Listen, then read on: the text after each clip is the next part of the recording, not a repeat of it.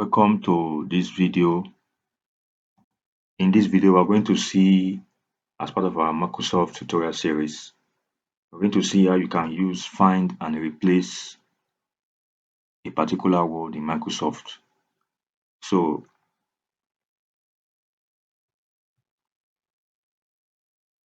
to find a word, let's look. We are going to, as you can see, there are several. You can see this word landlord.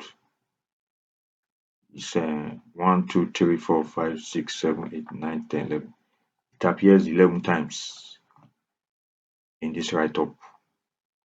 So we are going to replace it at once without doing it separately. So to do this, you see we are already in the home tab. To do this, you have to come here and click replace. Alternatively, you can just click Ctrl H on your keyboard. As you can see, it's here. So just type in the word landlord on the find word landlord. So we're going to replace it with landlady instead of landlord. So if you want to replace just one word of the landlord, you can click replace, just the replace. But if your intention is to replace all of the where all landlord appears on in the particular document, you just click replace all. So our intention is to replace all, so we just click replace all. And you can see it say all done. We have made 11 replacements. So you click OK. So you close. So as you can see, it has not changed to landlady.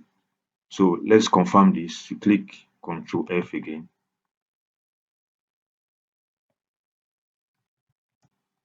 If you click landlord, you will find there are no landlords word for landlord available on the document again. But if you click landlady, as you can see, the landlord has not been replaced. We have successfully replaced landlord with landlady in this particular document. So that's how you can replace particular word, find and replace particular word in Microsoft at once. If the words are up to 50, you can replace it in one swap without doing that individually, separately rather. So thank you for watching. This is part of our Microsoft Word series, tutorial series.